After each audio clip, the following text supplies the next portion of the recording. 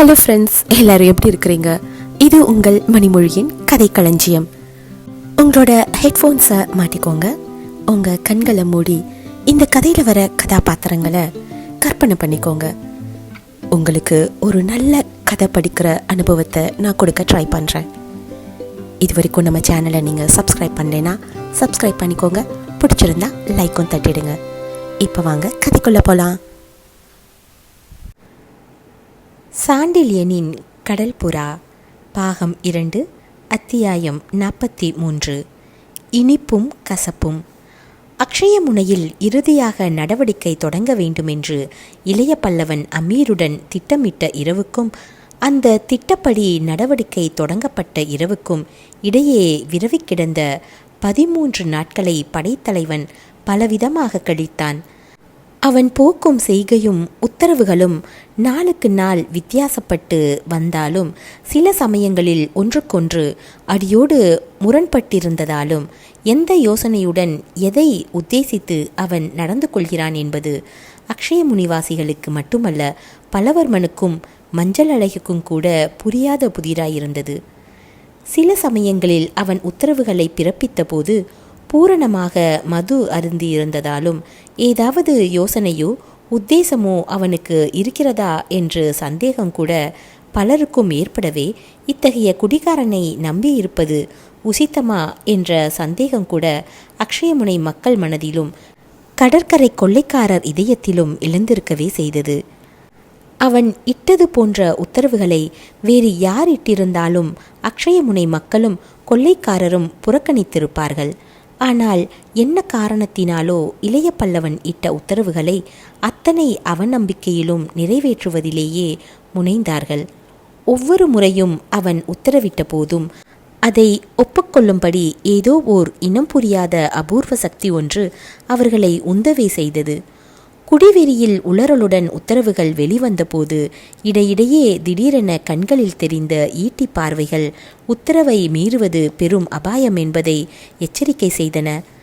தடுமாறிய சமயங்களிலும் இடையிடையே சுரீல் என உதிர்ந்த சொற்கள் மேலுக்கு அர்த்தமற்றவை போல் தெரிந்தாலும் உண்மையில் பொருள் உள்ளவை என்பது புலனாயிற்று. ஆகவே படைத்தலைவனிடம் எந்த உத்தரவையும் தீவிரமாக எதிர்க்காமல் அக்ஷயமுனைவாசிகள் நிறைவேற்றியே வந்தார்கள். படைத்தலைவன் அன்றாடம் பிறப்பித்து வந்த உத்தரவுகளையும் அவற்றை நகர மக்களும் மற்றோரும் முழு மூச்சுடன் நிறைவேற்றி வந்ததையும் ஒற்றர்கள் மூலமும் நேரிலும் அறிந்த பல்லவர்மன் இந்த பைத்தியக்கார உத்தரவுகளை எதற்காக நிறைவேற்றுகிறார்கள் என்று பலமுறை தன்னைத்தானே கேட்டுக்கொண்டு விடை காணாமல் தவித்தான். அம்மாவாசை தோன்றுவதற்கு 5 நாட்களுக்கு முன்பே இளைய பல்லவன் மரக்கலம் பூரணமாக பழுது பார்க்கப்பட்டு புது உரு பெற்று அக்ஷயமுனையை விழுங்க வந்திருக்கும் அசுரப்பறவை போல் நின்றதைக் கண்டு பெரிதும் கலங்கிய பல்லவர்மன் அதை நீரில் மிதக்கவிட வேண்டாமென்று தரையில் இழுத்தபடியே கிடக்கட்டும் என்றும் படைத்தலைவன் பிறப்பித்த உத்தரவை கேட்டு பெரும் நிம்மதி அடைந்தான். என்றாலும் அந்த உத்தரவை இளைய பல்லவன் சுயபுத்தியோடு பிறப்பித்தது மட்டும் பெரிய வியப்பையே கொடுத்தது அக்ஷயமுனை கோட்டை தலைவனுக்கு. அந்த உத்தரவும் தன் முன்னிலையிலேயே பிறப்பிக்கப்பட்டது விந்தையிலும் விந்தையாயிருந்தது அந்த வஞ்சகனுக்கு. இளைய பல்லவனும் அமீரும் நடவடிக்கைக்கு திட்டமிட்ட இரவிலிருந்து 9வது நாள் மாலையில் நடந்த நிகழ்ச்சி அது. அந்த நிகழ்ச்சி உண்மையில் பெரும் மகிழ்ச்சியையே பல்லவர்மனுக்கு அளித்தது.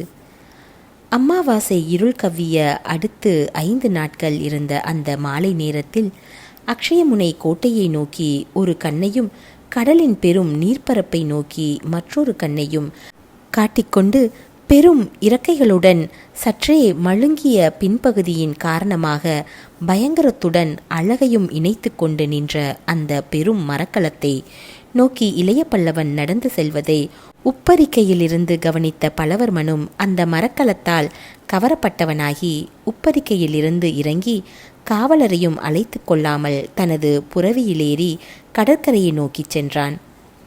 கடற்கரையை நோக்கியிருந்த கோட்டை வாசலுக்கு வந்ததும் கொம்புகளை ஊத எடுத்த காவலரையும் வேண்டாம் என்று சைகை செய்து புரவியிலிருந்து இறங்கி எந்த ஆடம்பர அறிவிப்புமின்றி கடற்கரை மணலில் நடந்து மரக்கலம் இருந்த இடத்தை நோக்கி சென்றான். அவன் செல்வதை கடற்கரை கொள்ளையரும் நோக்கியதால் அவர்கள் சிலரும் அவனை தொடர்ந்து சென்றார்கள். பலவர்மன் முன் செல்ல பின்னால் கொள்ளையர் தொடர சென்ற கூட்டம் மரக்கலம் இருந்த இடத்துக்கு வந்ததும் மரக்கலத்தை நோக்கி கொண்டிருந்த இளைய பல்லவன் நீண்ட நேரம் மட்டும் அவர்கள் யாரையும் கவனிக்காமல் மரக்கலத்தையே நோக்கி கொண்டு நின்றான். அவன் அப்படி மரக்கலத்தை பார்த்து மயங்கி நின்றதற்கு காரணம் இருக்கிறதென்பதை புரிந்து கொண்ட பலவர்மனும், ஆம் ஆம், மிக பலமான மரக்கலம், என்ன அழகு, எத்தனை கவர்ச்சி என்று வாய்விட்டு சிலாகித்தான். பல்லவர்மன் சிலாகித்த சொற்கள் காதில் விழுந்த பின்னும் சில நிமிஷங்கள் பேசாமலேயே நின்று கொண்டிருந்த இளைய பல்லவன் கடைசியில் பல்லவர்மனை நோக்கி திரும்பி, ஸ்ரீவிஜய சாம்ராஜ்யத்தின் பிரதான கோட்டை தலைவருக்கு என் மரக்கலம் பிடித்திருப்பது பற்றி நான் பெருமகிழ்ச்சியடைகிறேன் என்றான். ஸ்ரீவிஜயத்தின் பிரதான கோட்டை இதுவல்ல என்று புன்முறுவலுடன் பதிலுரைத்தான் பல்லவர்மன். யார் சொன்னது என்று வினவினான் இளைய பல்லவனும் குறுநகை கொண்டு. நான் தான் சொல்கிறேன், ஸ்ரீவிஜய நகரத்தின் துறைமுகத்தை நீங்கள் பார்த்ததில்லை, பார்த்திருந்தால் இதை பாராட்ட மாட்டீர்கள் என்றான் பல்லவர்மன். அத்தனை பெரிதா தலைநகர கோட்டை என்று வினவினான் இளைய பல்லவன். ஆம், அதைவிட பலமான கோட்டையோ சிறந்த துறைமுகமோ ஸ்ரீவிஜய சாம்ராஜ்யத்தில் வேறெங்கும் கிடையாது என்ற பல்லவர்மன் சொற்களில் பெருமை இருந்தது. ஆனால் அதன் பலமும் அழகும் பயனற்றதாயிருக்கிறதே என்று பெருமூச்சு விட்டான் இளைய பல்லவன். ஏன்? வியப்புடன் எழுந்தது பல்லவர்மன் கேள்வி. நீங்களே சொல்லியிருக்கிறீர்கள் சூலு இனத்தார்தான் ஸ்ரீவிஜயத்தின் கடல் பலம் என்று. ஆம், சொன்னேன், அதுதான் உண்மையும் கூட. அந்த சூலூக்கள் இந்த தீவின் மேற்கு பகுதியில் வசிக்கிறார்கள். அங்குள்ள துறைமுகங்களிலிருந்து அவர்கள் மரக்கலங்கள் ஓடுகின்றன. அவற்றுக்கு ஆதரவாகவும் அவற்றை பழுது பார்க்கவும் எதிரி கப்பல்கள் அதிகமாக வந்து மறைந்து நிற்கவும் இருப்பது இந்த அக்ஷய முனைதான். ஆம் ஆம்.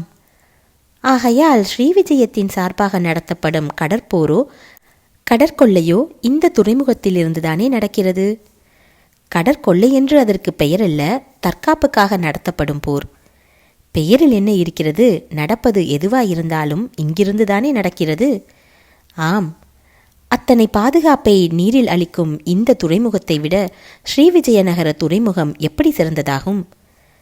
இந்த கேள்வி ஓரளவு திருப்தியை தந்தாலும் பல்லவர்மன் அதை வெளிக்கு காட்டாமல், இருப்பினும் தலைநகர துறைமுகத்தின் முக்கியத்துவம் இதற்கு வருமா என்று கேட்டான்.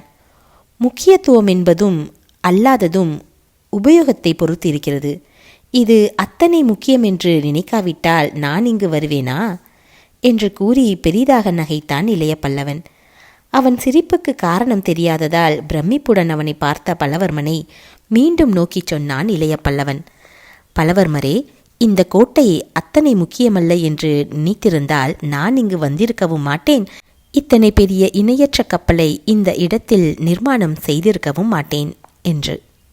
பல்லவர்மன் எதிரே இருந்த மரக்கலத்தின் மீது சில வினாடிகள் கண்களை ஓட்டினான். மரக்கலம் மிகவும் அழகாயிருக்கிறது இளைய பல்லவரே, ஆனால் இணையற்றது என்று சொல்லும்படி இதில் என்ன இருக்கிறது என்று வினவவும் செய்தான். இளைய பல்லவன் கண்கள் பல்லவர்மன் முகத்தை விட்டு எதிரே நின்ற மரக்கலத்தின் மீது சஞ்சரித்தன. அதை பார்க்க பார்க்க அவன் கண்களில் பெருமை பெரிதாக விரிந்து அந்த பெருமையின் சாயை முகத்தையும் பூராவும் ஆக்கிரமித்து கொண்டது. ஏதோ கனவில் பேசுவது போல் பேசினான் இளைய பல்லவன். பல்லவர்மரே, கப்பல்களை பற்றியோ கடற்போரை பற்றியோ நீண்ட நாள் வரை நான் ஏதும் அறியாதவன். சோழ நாட்டு தரைப்படைகளை பல சமயங்களில் நடத்தியிருக்கிறேன். பெரும் போர்களில் பங்கு கொண்டிருக்கிறேன். ஆனால் தென்கலிங்க மன்னன் பீமன் உதவியால் கடலோடும் வசதி பெற்றேன். அவன் தமிழர்களை துன்புறுத்தி என்னையும் என் துணைவர்களையும் தொலைக்க திட்டமிட்டிருக்காவிட்டால் மரக்கலமேறும் பாக்கியமோ கடல் போர் பயிற்சி பெறும் வசதியோ எனக்கு கிடைத்திருக்காது. கடலோடிய பின் அகூதாவிடமிருந்து பலவித போர் முறைகளை கற்றேன். நான் இஷ்டப்பட்டால் இந்த துறைமுகத்தை ஒரே இரவில் அழித்துவிடும் வல்லமை எனக்குண்டு. நான் அதை செய்யாததற்கு பலத்த காரணங்கள் உண்டு. இந்த துறைமுகம் எனக்கு பெரிதும் பயன்பட்டிருக்கிறது. என் மரக்கலத்தை புதிதாக அமைக்க இடம் கொடுத்திருக்கிறது. அப்படி இடம் கொடுத்ததால் நான் பெரும் பலம் பெற்றிருக்கிறேன். இந்த இடத்தில் பேச்சை சிறிது நிறுத்தினான் இளைய பல்லவன். பலவர்மன் ஏதும் விளங்காமல் இளைய பல்லவனை நோக்கினான். பிறகு கேட்டான், என்ன பெரும் பலம் அது என்று.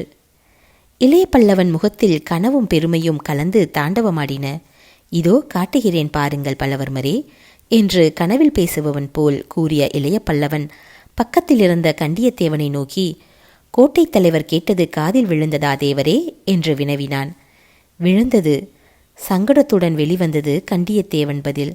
சரி, நமது பலத்தை புலப்படுத்துங்கள் என்று உத்தரவிட்டான் இளைய பல்லவன். அந்த உத்தரவை நிறைவேற்ற தயங்கினான் கண்டியத்தேவன். இப்போது என்ன அவசரம் அதற்கு என்றும் வினவினான். கோட்டை தலைவர் விரும்புகிறார் என்று சுட்டிக்காட்டினான் இளைய பல்லவன். அவர் விரும்பினால்? அவர் கோட்டையின் உபதளபதி என்ற முறையில் அவர் விருப்பத்தை நிறைவேற்றுவது எனது கடமை அல்லவா? இருப்பினும் மரக்கலத்தின் சக்தி, அதன் மர்மம் பல்லவர்மருக்கு தெரிந்தால் என்ன? அவர் மகளையே எனக்கு மனம் செய்விக்கப் போகிறார். அவரிடமிருந்து ரகசியம் எதற்கு நமக்கு?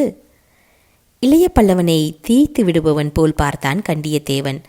வஞ்சகனான பல்லவர்மனுக்கு மரக்கலத்தின் ரகசியத்தை காட்டுவது எத்தனை அபாயம் என்பது அவனுக்கு புரிந்திருந்தது.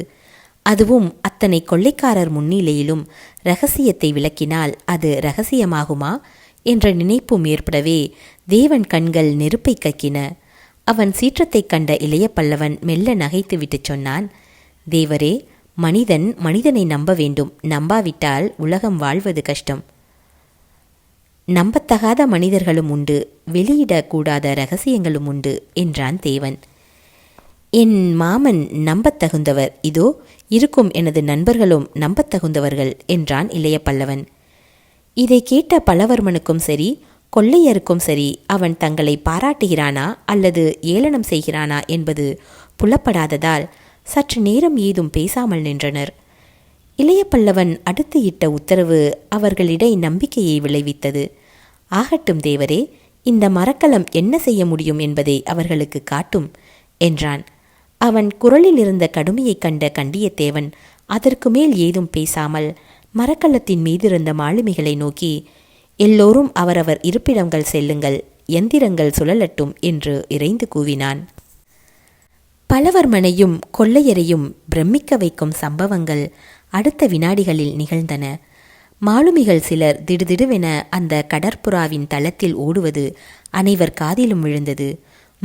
தள்ளுங்கள் தள்ளுங்கள் என்று எச்சரித்து கொண்டே கண்டியத்தேவன் மரக்கலத்திலிருந்து பல அடிகள் பின்னுக்கு நகர்ந்தான். அவன் சைகையை தொடர்ந்து இளைய பல்லவனும் மற்றோரும் பின்னடைந்தனர். அடுத்த வினாடி கப்பல் தளத்திலிருந்து பெரும் மர உருளைகள் திருப்பப்பட்டதால் விபரீதமான பல சப்தங்கள் காதில் விழுந்தன. அந்த சப்தங்கள் காதில் விழுந்து கொண்டே இருக்கையில் கடல்புறா தனது பெரும் இறக்கைகளை மெல்ல தூக்கியது. கடல் நீர்ப்பரப்பை நோக்கியிருந்த இறகு கரையில் நின்றவர் கண்களுக்கு புலனாகாவிட்டாலும் கரைப்பக்கம் இருந்த இறகு புலனானதால் அதை கண்டவர் பிரமித்தனர். பக்கப்பகுதியிலிருந்து பெரிதாக எழுந்த அந்த இறகு அங்கிருந்த அனைவருக்கும் பந்தலிடுவது போல் அவர்களின் தலைகளின் மீது பறந்து நின்றது. திரும்பி அந்த இறகு மட்டும் திடீரென கீழே இறங்கினால் தாங்கள் அனைவரும் அதன் இறகுக்கும் இறகு தாங்கியிருந்த பக்க பெரும் பலகைக்கும் இடையே அரைக்கப்படலாம் என்பதை கொள்ளையரும் பல்லவர்மனும் புரிந்து கொண்டதன்றி, இறகு விரிந்து எழுந்ததால் மேற்பகுதியில் தளமும் விரிந்து விட்டதென்பதையும் அந்த இறகில் மட்டும் 100 வீரர்களுக்கு மேல் நின்று சண்டையிடலாம் என்றும் அறிந்து கொண்டார்கள். அந்த இறகின் எழுச்சியை தொடர்ந்து மற்றும் சில உருளைகள் சுழன்ற சத்தம் மீண்டும் கேட்டது. அடுத்த வினாடி பக்க பலகையில் சில பகுதிகள் சின்னஞ்சிறு கதவுகளாக திறந்ததன்றி அவை ஒவ்வொன்றிலிருந்தும் பெரும் ஈட்டியொன்றும் வெளிவந்தது. மறுபடியும் ஈட்டிகள் திடீரென உள்ளடங்கின. அனைவரையும் மேலும் பின்னடைய செய்து கண்டியத்தேவன் இறகுகளை பழையபடி இறக்க உத்தரவிட்டான். இறகுகள் இறங்க பயங்கர ஈட்டிகள் மறைய பழையபடி அழகு பெற்ற அந்த கடல்புறாவை பெரும் மலைப்புடன் பார்த்தான் பல்லவர்மன். எந்த உணர்ச்சியையும் காட்டாத அவன் வஞ்சக முகத்திலும் உணர்ச்சிகள் தாண்டவமாடின. பயங்கரம் பயங்கரம் என்ற சொற்களும் பயத்துடன் அவன் இதழ்களிலிருந்து உதிர்ந்தன. இளைய பல்லவன் இதழ்களில் இளநகை விரிந்தது.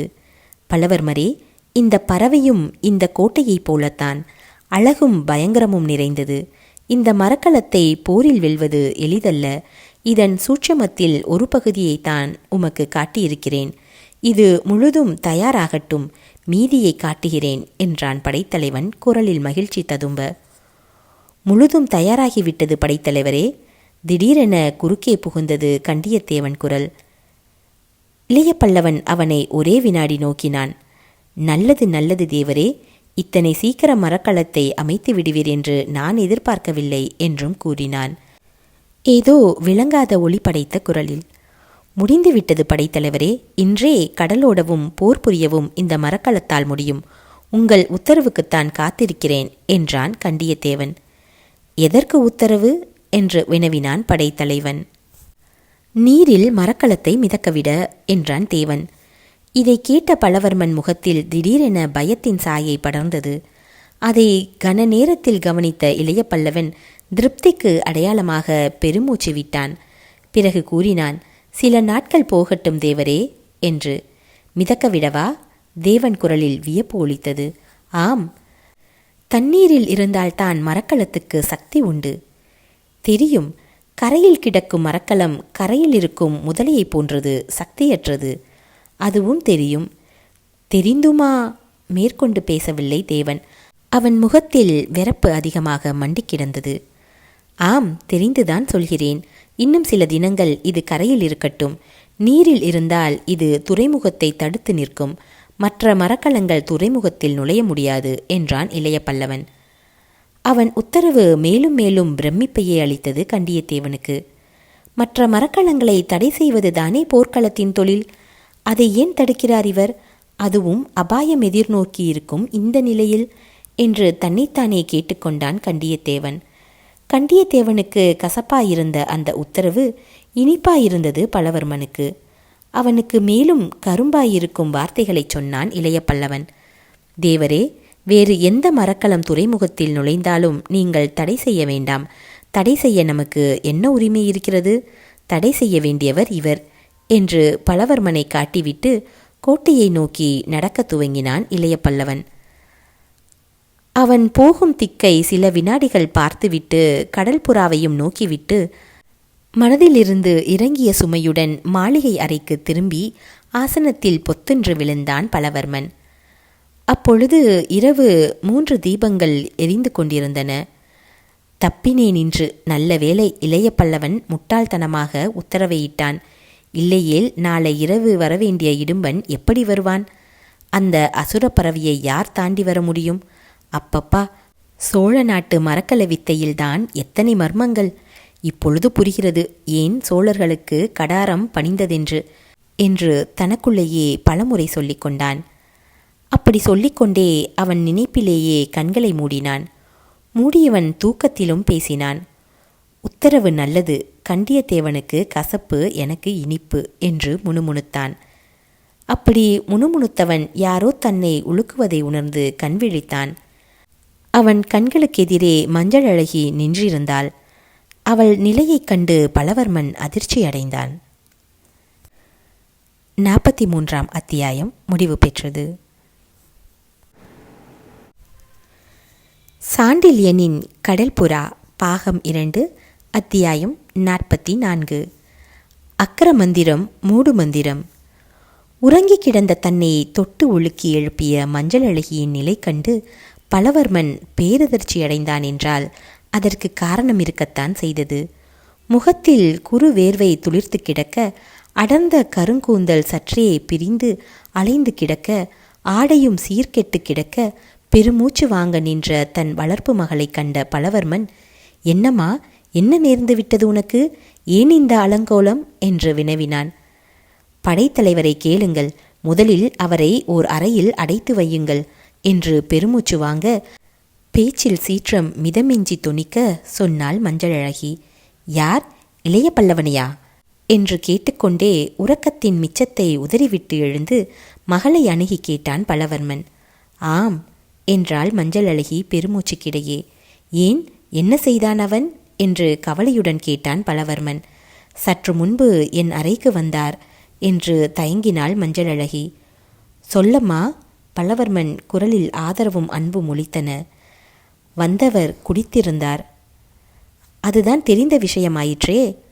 இன்றைய குடி மிகவும் அதிகமாயிருந்தது. எப்பொழுதும் அத்துமீறித்தான் குடிக்கிறான். அத்துமீறிய குடியிலும் ஓரளவு நிதானம் இருப்பதை நான் பார்த்திருக்கிறேன். இன்று அடியோடு மோசம். சரி, குடித்துவிட்டு வந்தான். அப்புறம் ஏதேதோ உளறினார். என்ன உளறினான்? உங்களை என் விரோதி என்று சொன்னார். பல்லவர்மன் மார்பு திக் திக்கென்று அடித்து கொண்டது. சொல் மேலே, என்ன சொன்னான் என்று வினவினான் கலவரத்துடன்.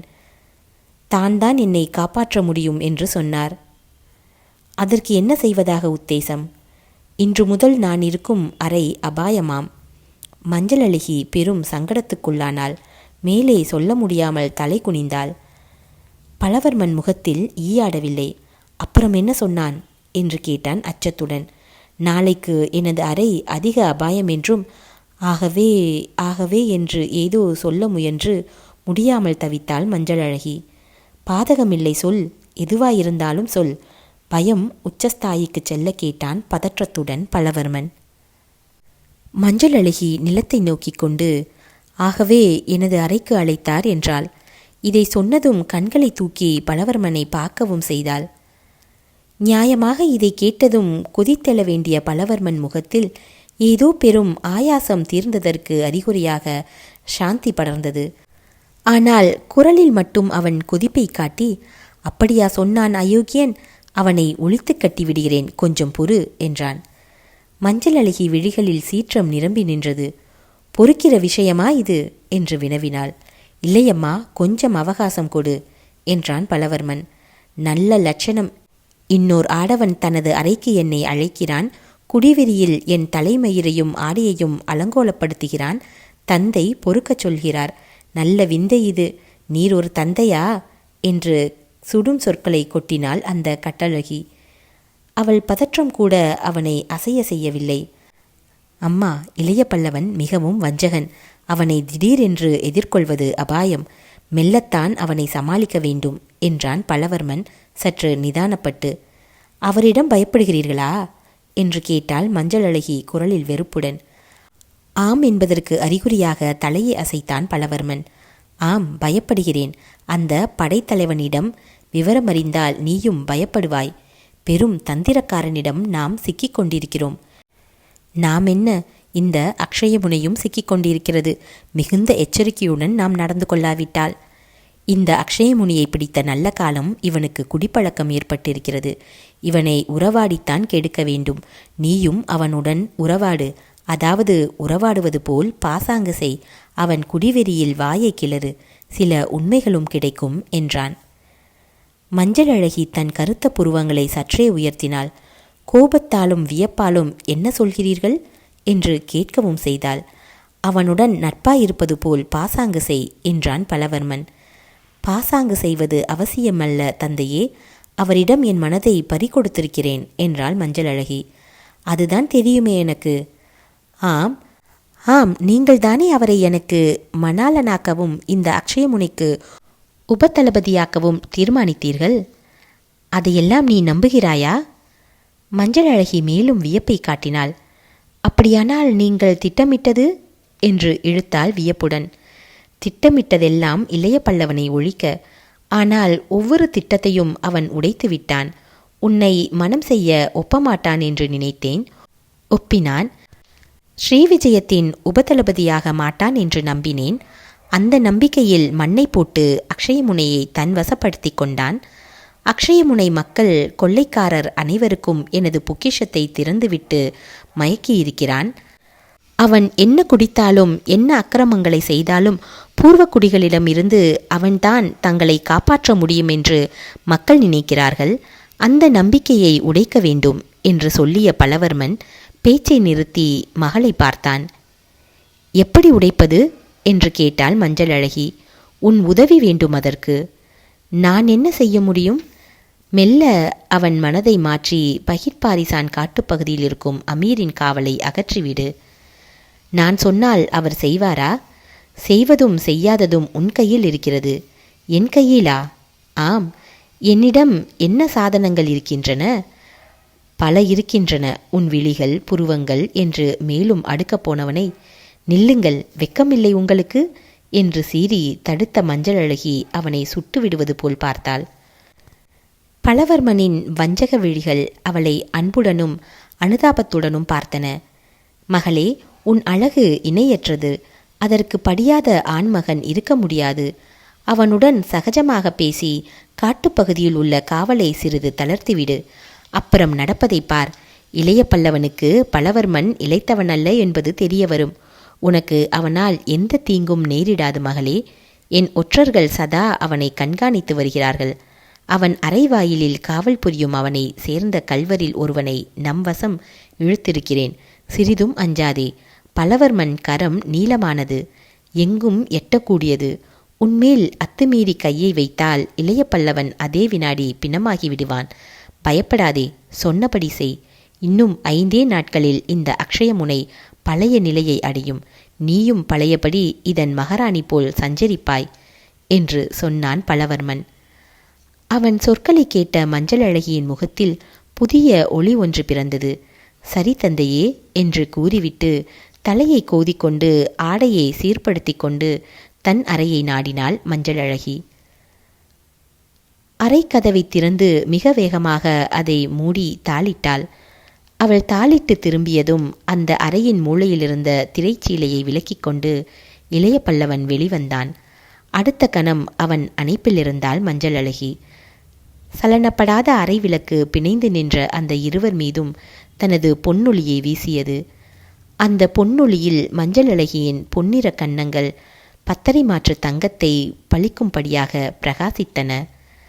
அந்த கன்னங்களை தடவி கொடுத்த இளைய பல்லவன் அவள் தலைமயிரையும் கோதிவிட்டான். அவள் தனது நிலையை நிமிர்த்தி கண்களை உயர்த்தி இளைய பல்லவனை நோக்கினாள். அந்த கண்களில் காதலும் இருந்தது, அச்சமும் இருந்தது. காதலை விட அச்சமும் வியப்பும் அதிகமாயிருந்தன என்று சொன்னாலும் மிகையாகாது. அத்தகைய உணர்ச்சிகளுடன் சொன்னாள் அவள். நீங்கள் சொன்னது சரிதான் என்று. என்ன சொன்னார் தந்தை என்று புன்முறுவலுடன் வினவினான் இளைய பல்லவன். உங்களை மயக்கச் சொன்னார் என்று அவளும் இன்ப புன்முறுவலை இதழ்களில் தவளவிட்டாள். பைத்தியக்காரர் என்றான் இளைய பல்லவன். ஏன் அப்படி சொல்கிறீர்கள்? என்னை மயக்கும்படி சொன்னாரே, போயும் போயும். சொன்னால் என்ன? ஏற்கனவே மயங்கி கிடப்பவனை மயக்க வேண்டிய தேவை என்ன இருக்கிறது? மயங்கி கிடக்கிறீர்களாக்கும் நீங்கள். ஆம், இந்த பொய் என்னிடம் வேண்டாம். பொய்யென்று உனக்கெப்படி தெரியும்? உங்கள் கடல் புறாவை பார்த்தேன். அதில் எழுதியிருக்கிறதா உன்னிடம் நான் மயங்கவில்லை என்று? திட்டமாக எழுதவில்லை, மறைமுகமாக எழுதியிருக்கிறதாக்கும். ஆம். என்ன எழுதியிருக்கிறது? அதன் பக்க பலகையில் கடல் புறா என்ற பெயர் தெரிய பெரும் கிளிஞ்சல்களும் சிப்பிகளும் புதைக்கப்பட்டிருக்கின்றன. அதனால் என்ன? கடல் புறாவா அது, காஞ்சனா புறாவா? இதை கேட்ட மஞ்சள் அழகி பெருமூச்செறிந்தாள். பொறாமை புயல் மெல்ல அவள் இதயத்தில் வீசுவதை அவன் உணர்ந்தான். உணர்ந்ததால் அவளை வலிய தழுவினான். மஞ்சள் அழகி, உன்னை ஏமாற்ற நான் விரும்பவில்லை. என் மனம் பாலூர் பெருந்துறையில் இருக்கையில் காஞ்சனாதேவியிடம் லயித்தது உண்மை. இங்கு வந்த பின் உன்னிடமும் சிக்கிக்கொண்டது. மனம் ஒன்றுதான், எனக்கு அது சிக்கியிருக்கும் சிறைகள் 2. அது எப்பக்கம் இழுபடுமோ தெரியாது. எந்த பக்கம் இழுபட்டாலும், எந்த பக்கத்தில் அதன் ஆசை நிறைவேறினாலும் அதில் பூர்த்தி இருக்காதென்பது மட்டும் உண்மை. ஆனால் மஞ்சள் அழகி, இப்போது என் மனம் காதலில் சிக்கவில்லை. இந்த அக்ஷயமுனையின் நலத்தில், உன் க்ஷேமத்தில் சிக்கியிருக்கிறது. ஆகவே சொல், உன் தந்தை என்ன சொன்னார் என்று என அந்த தழுவலிலேயே வினவவும் செய்தான். அவன் மார்பில் தலையை புதைத்த வண்ணம் மஞ்சள் அழகி தனக்கும் தன் தந்தைக்கும் நடந்த சம்பாஷணையை விவரித்தாள். இளைய பல்லவன், மஞ்சள் அழகி, நீ என்னிடம் வைத்திருக்கும் நம்பிக்கை இணையற்றது. அந்த நம்பிக்கைக்கும் உன் காதலுக்கும் நான் பாத்திரமாக வேண்டும். ஆகவே உன்னை நம்பிச் சொல்கிறேன். உன் தந்தை யாரென்பது எனக்கு தெரியும் என்று மெதுவாக கூறினான். அதை கேட்டதும் துடித்து மஞ்சத்திலிருந்து எழுந்த மஞ்சள் அழகி, யார் யார் என் தந்தை என்று குரல் நடுங்க வினவினாள். அந்த எழில் உடலின் இடையை பிடித்து கைகளால் இழுத்து மீண்டும் அருகே அமர்த்தி கொண்ட இளைய பல்லவன், அவசரப்படாதே மஞ்சள் அழகி, இன்னும் 5 நாள் அவகாசம் கொடு, சொல்கிறேன் என்றான். 5 நாளா? ஆம், அம்மாவாசை இரவு வரை அவகாசம் வேண்டும். அன்று என்ன நடக்கும்? அக்ஷயமுனியின் கதி நிர்ணயிக்கப்படும். ஏன்? இன்றே சொன்னால் என்ன? சில அசௌகரியங்கள் இருக்கின்றன. என்ன அசௌகரியம்? பிறகு தெரியும் உனக்கு. இதுதான் நீங்கள் என்னிடம் வைத்திருக்கும் நம்பிக்கையா? நம்பிக்கை குறைவால் அல்ல, நான் எச்சரிக்கையாக இருப்பது. உன் நலனை முன்னிட்டுத்தான் இருக்கிறேன். விளக்கச் சொல்லுங்களேன், மஞ்சள் அழகி கெஞ்சினாள். இளைய பல்லவன் சிறிது யோசித்தான். நாளை காலையில் கடல் புறாவை பார்க்க வா மஞ்சள் அழகி, அங்கு பேசுவோம். நடக்கப் போவதை ஓரளவு சொல்கிறேன் என்றான் படைத்தலைவன். கடல் புறாவை பார்க்க நான் வரவில்லை. அதன் அழகை நீங்களே பார்த்து பார்த்து மகிழ்ச்சியடையுங்கள். அழகை பார்க்க வரச் சொல்லவில்லை மஞ்சள் அழகி.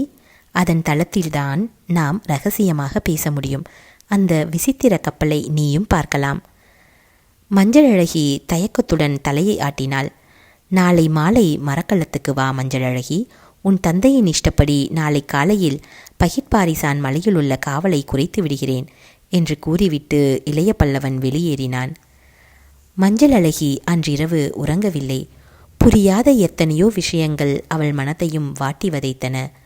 மறுநாள் மாலை இளைய பல்லவன் சொற்படி மஞ்சள் அழகி கடல்புறா இருக்குமிடம் சென்று கண்டியத்தேவன் உதவியுடன் அந்த தளத்தில் ஏறி அக்கிர மந்திரத்தில் நுழைந்தாள்.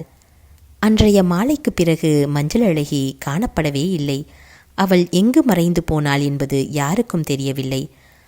அக்கிர மந்திரத்தில் நுழைந்த அவள் எப்படி மறைந்தாள் என்பது பெரும் மூடு மந்திரமாய் இருந்தது. 44ஆம் அத்தியாயம் முடிவு பெற்றது.